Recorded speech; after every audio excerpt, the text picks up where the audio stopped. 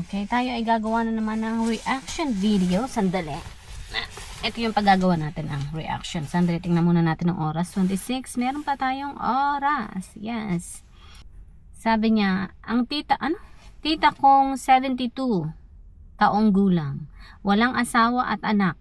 Tumanda sa trabaho. Walang ipon, walang pensyon.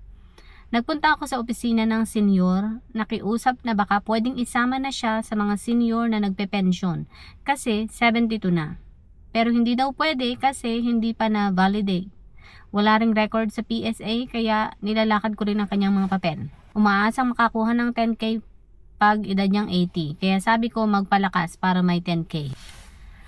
Tapos sabi pa niya, mahirap tumandang mag-isa, may ipon o wala. Pag may ipon, aanhin naman kung walang tagapagmana. Pag-aawayan pa ng mga sakim, tama? Pag wala, kawawa din. Paano na ang pagkain, gamot at iba pang mga pangangailangan sa araw-araw? Kwento nga niya, gusto niyang magsaing walang panggatong, gusto niyang mag-ulam ng ginataang gulay, hindi natuloy. Kasi hindi na niya kaya magkayod ng niyog. Nang minsang puntahan ko sa bahay para sana kukuha kami ng sedula niya, requirements for the late registration, masama daw pala ang pakiramdam kagabi pa. High blood daw, 180 to 100 ang BP. Sabi nung kapitbahay, imbes na sa munisipyo kami pupunta sa hospital kami dumiretso. Tinanong siya ng doktor kung may maintenance. Ang sagot niya ay wala. Imagine walang maintenance, 72 na, mabuting di na stroke. Binigyan siya ng maintenance na lasortan. Ngayon okay na daw pakiramdam niya, nawala na daw ang hilo niya. Ang lungkot ng kalagayan pag tumandang wala man lang sariling pamilya, walang hihilot ng masakit at pagod na katawan. Kwento pa nga niya paggabi, nakabihis na siya para kung ano man daw mangyari sa kanya maayos ang suot niya. Sa kabila ng lahat, palagi ko pa rin inaalala kung ano inuulam niya, kung nakakakain na ba. Kaya kung paminsan, pinapasundo ko lalo kapag masama ang panahon. Pero ilang araw uuwi din siya sa bahay niya. Katulad kanina, uwing-uwi na naman kasi mainit na daw maglalaba daw siya. Sa Pasko na lang daw siya babalik. Hihintayin lang daw niyang pamasko ng barangay. Sana makatanggap ka ng pensyon bilang senior citizens para guminhawa ka kahit paano. Iba sa Pilipinas, nakakakuha pala ng pensyon kapag hindi ka naghulog ng iyong social security. Dito hindi ka makakakuha ng pensyon kung hindi ka nagtrabaho buong buhay mo. Yes, it's sa Amerika.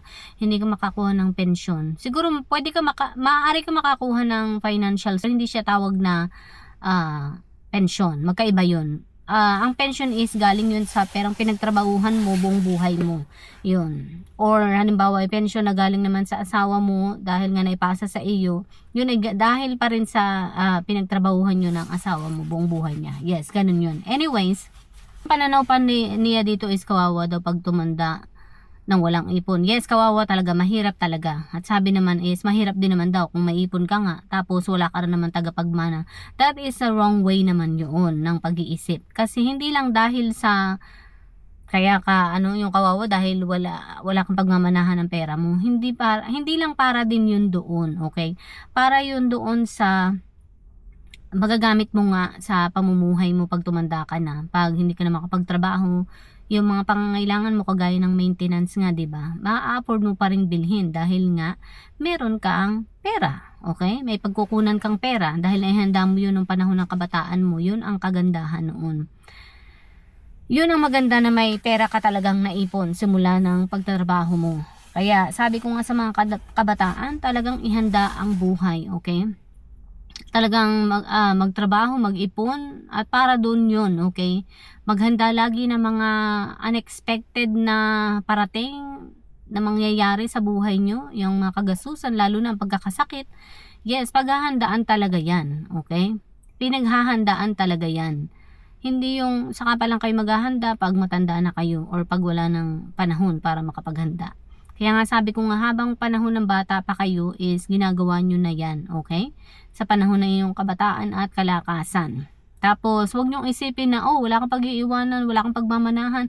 Ang isipin mo ay habang nabubuhay ka, okay? Kakainanganin mo ang pera habang ikaw ay nabubuhay. Para doon yan. Para hindi ka mahirapan sa pagtanda mo. Kahit ikaw nabubuhay ng mag-isa, is magagawa mo pa rin lahat ng mga bagay na kinakailangan mo, okay? Makakabili ka ng mga gamot na kailangan mo, makakabili ka ng mga pang-sustain mo, ng mga maintenance mo, ng mga pangkain mo, pambayad ng mga bills mo kahit mag-isa ka, is makakatulong yun. Malaking may itulong nun para madugtungan pa rin ang pamumuhay mo.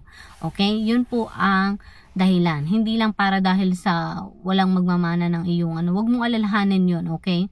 Ang alalahanin mo habang nabubuhay ka pa. Ngayon, kapag ikaw ay talagang alam mo nang malapit ka ng madedo at nag-aalala ka pa rin na wala kang pagmamanahan, di siguro naman ay meron kang malapit sa puso mo, pwede mong pag-iwanan or i-donate mo sa charity or whatever.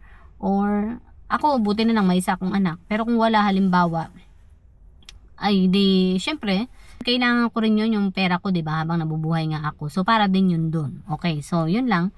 Papasok na ako sa trabaho. The update naman ito pagpasok sa school. Dapat ay bukas ako pupunta sa school para sa school registration ko. Pero hindi natuloy dahil nag-message sa akin yung teacher at sabi niya ay hindi daw, bukas daw ay sarado. Kaya hindi daw ako makakapunta doon or makakapagpa-register kasi nga walang tao. Bukas pala ay maraming ganap sa school kaya hindi ako makakapagpa-rehistro. Busy daw ang school ngayon dahil daw may graduation. Pag ganun daw may mga graduation, marami daw mga kung anong gawain. Kaya so busy sila. Kaya sabi niya, hindi ako makakapunta. Tapos kailan pa magbubukas? Sabi niya ay Monday pa. Grabe namang layo. Thursday, Wednesday, Thursday, Friday, Friday, Saturday, Sunday, Monday, hindi din daw bukas sa Monday. So, kaya sabi ko, sige, sa next day off ko na lang ako magpa-register. Meron pa namang time. So, mga Wednesday, next Wednesday na ang punta ko. Sabi ko, sige, next Wednesday na lang ang aking punta para magpa-school register. Ayun. Yun na lang ang kulang, registration na lamang. And then, I'm good to go. Pasok ka na next month. Sa 21 na ang klase. Yes, January 21st na ang klase ko. And hopefully, hindi ko pa nasasabi dito sa manager ko, oh my God, yun nga, hindi ko pa, nag-aalala pa ako, hindi ko pa nasasabi sa kanya. Kailangan ko sabihin sa kanya na hindi na ako makakapagtrabaho na hanggang 5 dahil nga, mag-i-school na ako. Yun. Alam ko magagalit siya kasi, yun ang sinign up ko na lahat ng klase ng oras ay papasukan ko. Ngayon hindi ko na mapapasukan dahil nga ako ay hindi na pwede ng alas 5.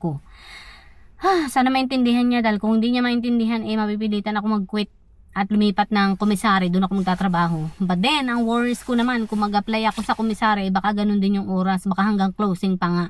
So yun, hindi rin ako makapagtrabaho doon. Oh my God, maghahanap ako ng ibang trabaho na pwede kong pagpasukan during the days.